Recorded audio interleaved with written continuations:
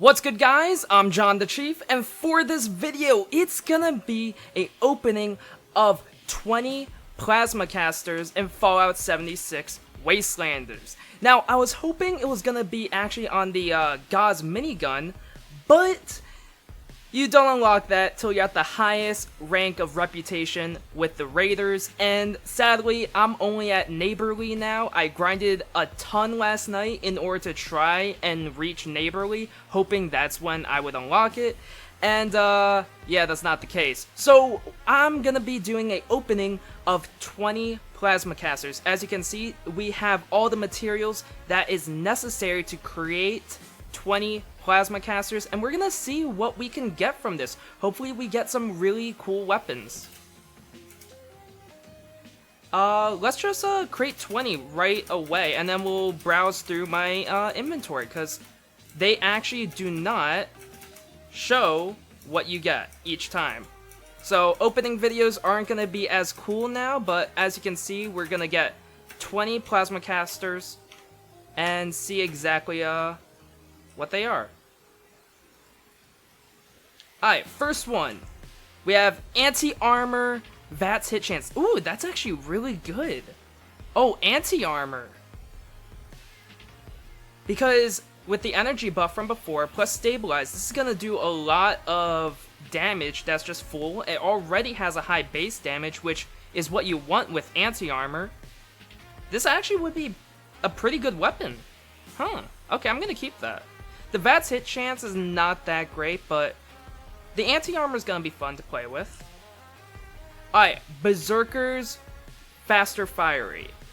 Now, I like the faster fire rate. Berserkers, not that great because you're going to be running power armor with a plasma caster because it's a heavy weapon. So, that's not the greatest.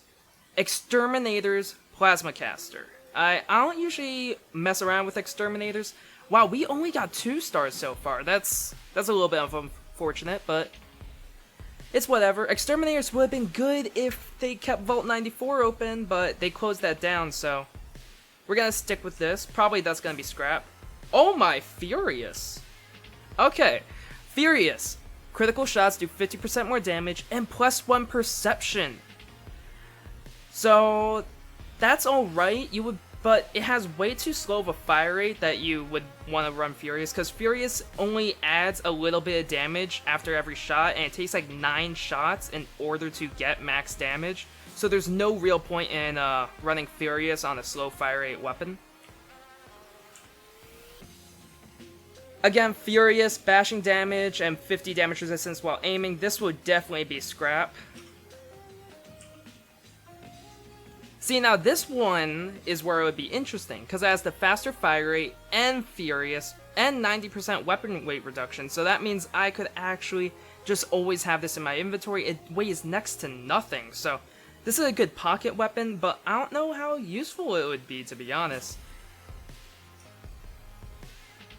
Okay, Instigating. This is actually going to be really good. Unfortunately, ooh, bashing damage increased by 40%, +1 agility. That's, the bashing damage is never something you really want to go for. Instigating, 50% limb damage, and 25% less VATS action point cost. Now, that is better. It'll be good for crippling enemies. Suppose you want to cripple the Wendigo Colossus, or a Sheep Squatch, or a Deathclaw. This would be a good weapon for that because of how much damage it'll do right away to their limbs. Because 50% more, already doubling the damage. This is already at about 200, so 400 plus 50%, that is going to be 600 damage right away to their limbs. Junkies! Okay, so this one seems like the most promising one so far. Unfortunately, we didn't get a bloodied one, but, you know, can't complain all the time. You can't get bloody weapons every time you open weapons. 50% limb damage, again, it's alright. It's not the one that you want to go for. Medics. So, Medics Plasma Caster, 33% VATS hit chance, +1 perception. This would be good for a healing build if you're running a high charisma and you always play 4-player. Unfortunately, I'm a soloist, so this isn't what I want to go for. And again, this is another... Actually, this is a pretty good Medics weapon. Except for the faster movement speed while aiming, because that kind of defeats the purpose of VATS. Because they don't go well together. You can't aim down sights while in VATS. But that's alright. Mutants. Mutants is a safe pick always, but it's never something that you really want. 50% limb damage. Wow, we're getting that a lot. I don't even know what I would want though with this. Would it be fire rate? It would probably be a bloodied fire rate one that I would want, or a junkie's fire rate. And then +1 agility is alright. Nocturnal. I really don't like Nocturnal. This is something I never actually use. I'm just not a big fan of Nocturnal weapons. The damage increase is actually really significant at night, but the fact that it decreases so much during the day actually makes it not good to use. So maybe, I don't know, actually you might get like max damage per second through a Nocturnal weapon at nighttime, because it would flat out double your damage, I'm pretty sure. So it would actually be better than Bloodied or Two-Shot or anything. But it's usually not good to go. Also, it's also 1 star, so ew, gross. Alright, Quad Plasma Caster.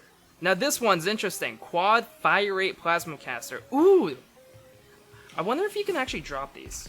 Nope, you can't drop these. So anyone who has any cool plasma casters, they're actually they can't trade it unless you use a glitch or an exploit to share weapons that are undroppable. So that's interesting. You might as well not craft these unless you have a heavy build on your current character. You might as well stick with crafting the weapons that actually fit your builds, because you can't transfer them without a glitch. Stalker's Plasma Caster. 100% VATS accuracy at 50% AP cost, 50% limb damage. That's garbage. I hate Stalkers. Stalkers, once, I don't think it's possible to get a worse weapon. The Nocturnals is pretty close, but two 1-star Stalkers. Oh, I'm so unlucky. Okay, wow. Suppressors. Suppressors is good. VATS hit chance and 25% less VATS action point costs. The fire rate, actually, hold on, let's equip this really quick.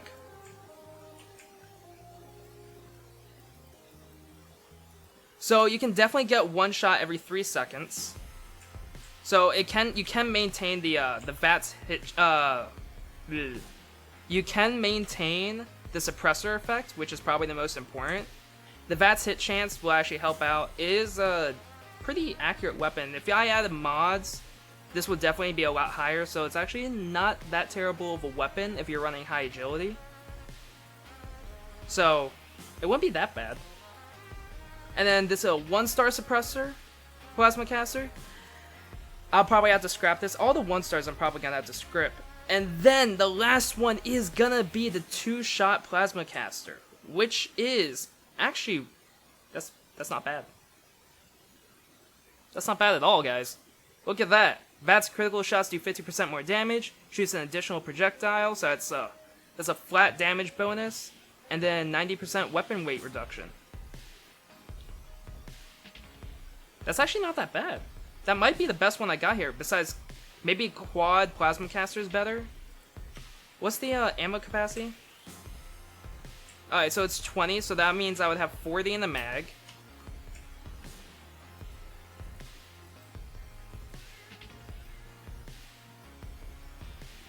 It's a little bit inaccurate, but it isn't that terrible. Probably if I used VATS, it would actually be decent. Especially since I want to use VATS with the effect that it gave me. Weapon weight reduction. I actually might keep this.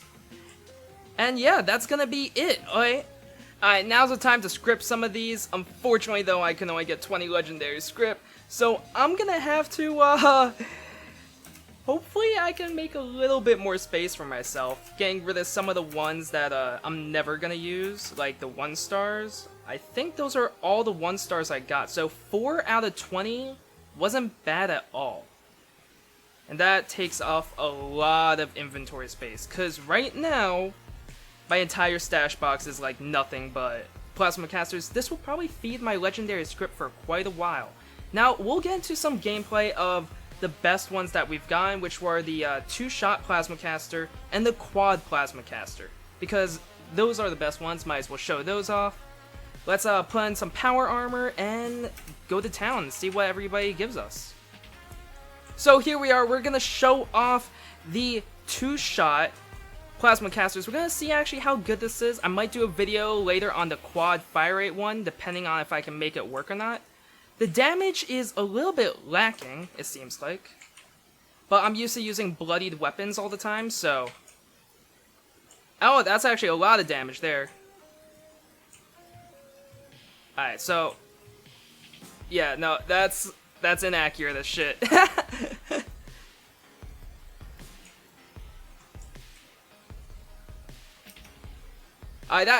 This weapon is a bit inaccurate. It's not the greatest for actually hunting down from long range. You'll probably have to get really up close and personal, so let's scale up this area and see what we can find.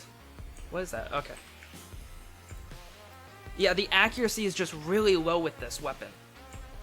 But when you can get both shots to hit, it's actually not that bad. I am running a bloodied build though, so I'm getting a ton of damage increases that aren't normally there. Yeah, so that's doing what, 450 damage about? From one single shot hitting? The reason why there's 2 damage markers is because it's 2 shots, so we're seeing it twice. Yeah, so it's one-shotting, so it's not that bad. Alright, so we're here at the bounty. This is just a really quick spot that I like to go to test stuff out, to see how powerful they are. Yeah, the damage is actually pretty high, but it's fiery. It's good for a single shot, 1-shot kills. It's doing a fair bit of damage, but it's just super inaccurate. And since it's a projectile, it's even harder because it moves at a slower velocity. So it's not going to be as accurate in general. You have to predict your shots. And in addition to it already not always going straight where you're aiming, it's not going to be probably the best weapon to use. You're going to have to get some stabilizer mods. Even with stabilized, which I'm running right here, it's actually not even getting that much more accurate. So that's a little bit unfortunate. Like, you can see the crosshairs are right there. Actually, that's if I shoot 20 shots...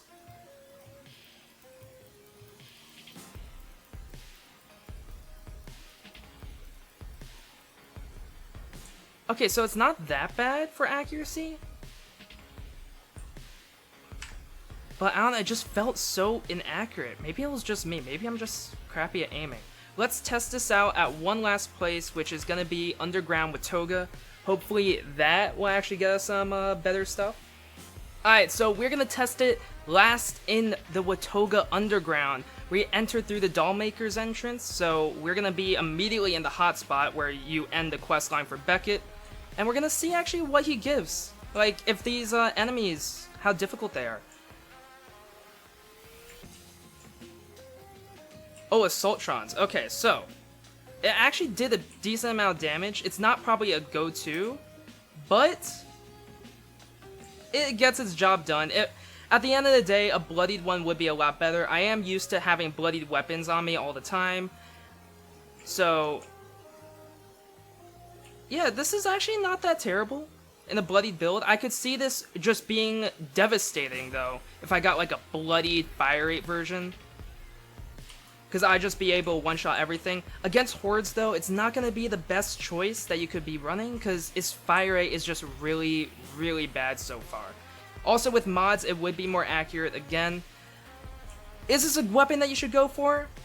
Now to answer the question that probably a lot of you guys are asking, is this weapon worth all the gold bullion that you'll have to spend to get it, the plan, and then you have to get the mods to actually make it a lot better than your current weapons that you're using? And to answer that, if you are starting off, if you don't already have some top tier weapons, yes, it is a good, solid heavy weapon, and the fact that you can go and craft these yourself and get these as guaranteed legendaries for your legendary modules, this is going to be a good one. If you already have some perfect bloodied, explosive 50 cals and that type of gear, this probably wouldn't be the best weapon for you because you already have a top tier heavy weapon, and it's just going to take a lot of legendary script in order to craft it until you get a perfect bloodied fire rate, and a bloodied fire rate or bloodied explosive 50 cal is going to be better in every single way.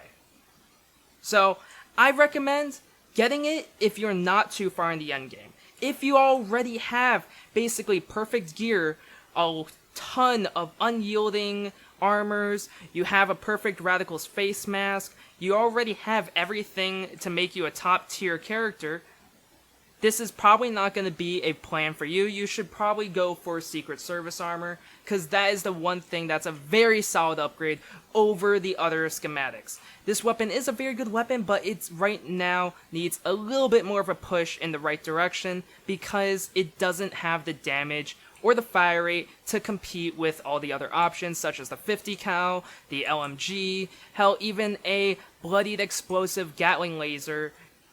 That would be a lot better than this, plus you already have it in that situation. If you don't have any heavy weapons that are really top tier, this is a great choice to go for because it will give you some consistency. Anyways, hope all of you guys enjoyed the video. Make sure to like, comment, and subscribe if you enjoyed it, and have a good day.